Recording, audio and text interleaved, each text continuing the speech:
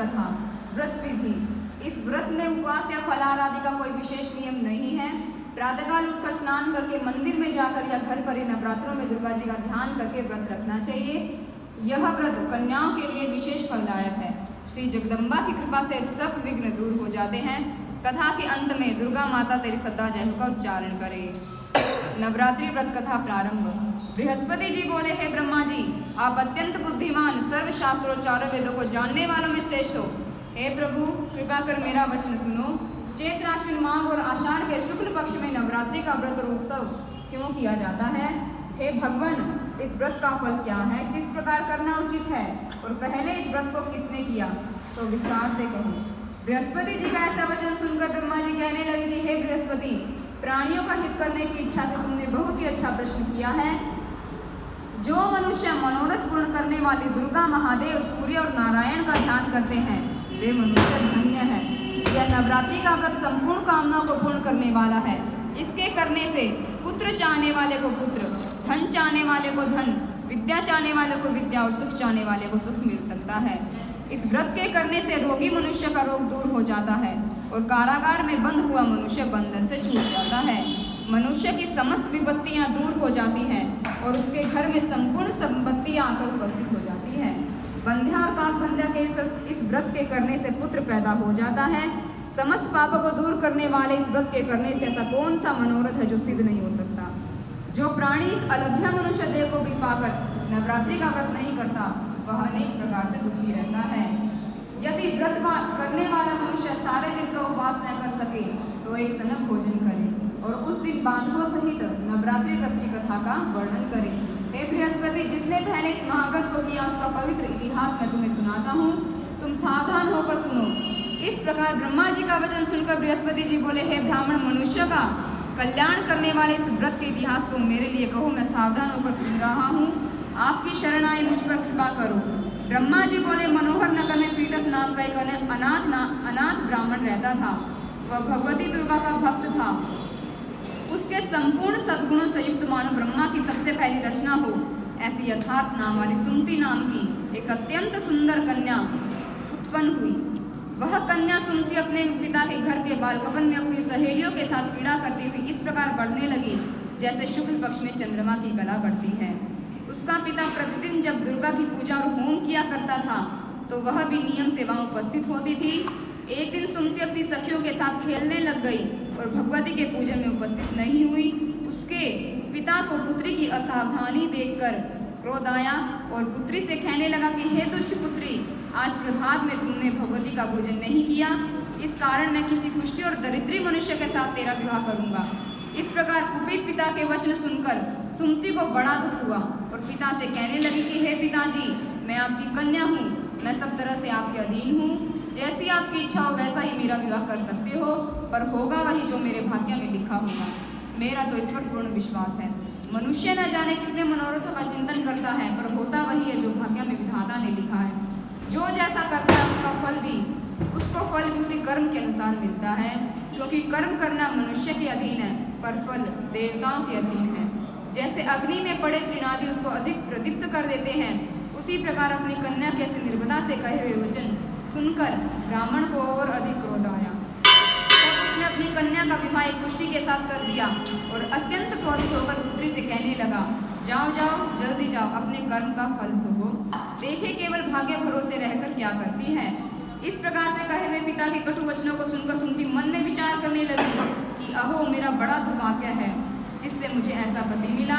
इस तरह से अपने दुखों का विचार करते हुए सुमति अपने पति के साथ वन को चली गई और भयावने कुशाई के स्थान पर उन्होंने वरद बड़े ही कष्ट से व्यतीत की। उस गरीब बालिका की ऐसी दशा देखकर भगवती गुरु पुण्य के प्रभाव से प्रकट होकर सुमति से कहने लगी कि हे दीर्घामक्षिणी, मैं तुम पर प्रसन्न हूँ, तुम जो चाहो वरदान मांग सकती हो। प्रसन्न होने पर मनवांछित फल देने वाली हूँ। इस प्रकार भगवती दुर्गा का वचन सुनकर ब्रह्माक्षिणी कहने लगी कि आप कौन है जो मुझ पर प्रसन्न हुई है? यह सब मुझसे कहो और अपनी कृपा दृष्टि से मुझ दीन दासी को कृतार्थ करो। ऐसे ब्राह्मणी का वचन सुनकर देवी कहने लगी कि हे मैं आदि शक्ति हूँ, मैं ही ब्रह्म विद्या और सरस्वती हूँ। मैं प्रसन्न होने पर प्राणियों का दुख दूर कर उनको सुख प्रदान करती हूँ। हे ब्राह्मणी, मैं तुझ पर तेरे पूर्व जन्म के पुण्य के प्रताप से प्रसन्न हूँ। तुम्हारे पूर्व जन्म का वृत्तांत सुनाती हूँ, सुनो। तू पूर्व जन्म में निषाद भील की स्त्री थी और अति पतिव्रता थी। एक दिन तेरे पति निषाद ने चोरी की। चोरी करने के कारण तुम दोनों को सिपाहियों ने पकड़ लिया और ले जाकर जेल खाने में कैद कर दिया। उन लोगों ने तेरे को और तेरे पति को भोजन भी नहीं दिया। इस प्रकार नवरात्रों के दिनों में न तो तुमने कुछ खाया न ही जल पिया, इसीलिए 9 दिन तक नवरात्रि का व्रत हो गया। हे ब्राह्मणी, उन दिनों में जो व्रत हुआ उस व्रत के प्रभाव से प्रसन्न होकर मैं तुम्हें मनवांछित फल दे रही हूँ। तुम्हारी जो इच्छा हो सो मांगो। इस प्रकार दुर्गा के वचन सुनकर ब्राह्मणी बोली कि मैं आपको प्रणाम करती हूँ, कृपा कर मेरे पति के कोढ़ को दूर करो। देवी कहने लगी कि उन दिनों में जो तुमने व्रत किया उस व्रत के एक दिन का पुण्य अपने पति का कोढ़ दूर करने के लिए अर्पण करो। मेरे प्रभाव से तेरा पति कोढ़ से रहित और सोने के समान शरीर वाला हो जाएगा। ब्रह्मा जी बोले कि इस प्रकार देवी के वचन सुनकर वह ब्राह्मणी बहुत प्रसन्न हुई और पति को निरोग करने की इच्छा से ठीक है ऐसे बोली। तब उसके पति का शरीर भगवती दुर्गा की कृपा से कुष्ठहीन होकर अति कांतियुक्त हो गया। जिसकी कांति के सामने चंद्रमा की कांति क्षीण हो जाती है, वह ब्राह्मणी पति की मनोहर देह को देखकर देवी को अति प्राकर्मी वाली समझकर स्तुति करने लगी। हे दुर्गे, आप दुर्गति को दूर करने वाली, तीनों जगत का संताप हरने वाली, समस्त दुखों को दूर करने वाली और रोगी मनुष्य को निरोग करने वाली हो। हे दुर्गे, मुझ पर प्रसन्न हो और दुष्ट मनुष्य का नाश करने वाली हो। तुम ही सारे जगत की माता और पिता हो। हे अम्बे, मुझ अपराध से रहित अबला की मेरे पिता ने कुष्ठी के साथ विवाह कर मुझे घर से निकाल दिया। उसकी निकाली हुई पृथ्वी पर घूमने लगी। आपने ही मेरा इस आपत्ति रूपी समुद्र में उद्धार किया है। हे देवी, मैं आपको प्रणाम करती हूँ, मुझ दीन की रक्षा करो। ब्रह्मा जी बोले कि हे बृहस्पति, इसी प्रकार उस सुमति ने मन से देवी की बहुत स्तुति की। उसके द्वारा की हुई स्तुति को सुनकर सुमति पर देवी को बहुत संतोष हुआ और ब्रह्मा जी से ब्राह्मणी से कहने लगी, हे ब्राह्मणी, तेरे उदाल्या नाम का अति बुद्धिमान, कीर्तिमान और जितेंद्र पुत्र शीघ्र ही होगा। ऐसा कहकर वह देवी उस ब्राह्मणी से फिर कहने लगी कि हे ब्राह्मणी, और जो कुछ तेरी इच्छा हो वही मनवांछित वस्तु मांग सकती है। ऐसे भगवती दुर्गा का वचन सुनकर सुमति बोली कि हे भगवती दुर्गे, अगर आप मुझ पर प्रसन्न हैं तो कृपा कर मुझे नवरात्रि व्रत विधि बतलाइए। हे दयावंती, जिस विधि से नवरात्रि व्रत करने से आप प्रसन्न होती हैं, उस विधि और उसके फल को मुझसे विस्तार पूर्वक से कहें। इस प्रकार ब्रह्माक्षिणी के कहे हुए वचन सुनकर माँ दुर्गे कहने लगी, हे ब्राह्मणी, मैं संपूर्ण पापों को दूर करने वाली नवरात्रि व्रत की विधि बतलाती हूँ, जिसको सुनने से समस्त पापों से छूटकर मोक्ष की प्राप्ति होती है। आश्विन मास में शुक्ल पक्ष की प्रतिपदा से लेकर 9 दिन तक विधि पूर्वक व्रत करें। यदि दिन भर का व्रत न कर सके तो एक समय भोजन करें।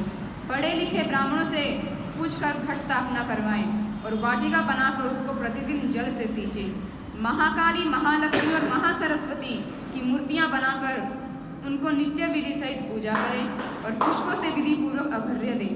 बिजोरा के फूल से अघर्य देने से रूप की प्राप्ति होती है। जायफल से कीर्ति और दाग से कार्य की सिद्धि होती है। आंवले से सुख और केले से भूषण की प्राप्ति होती है। इस प्रकार फलों से अघर्य देकर यथाविधि हवन करें। खांड, घी, गेहूं, शहद, जौ, तिल, बिल्व, नारियल, दाख और कदम से हवन करें।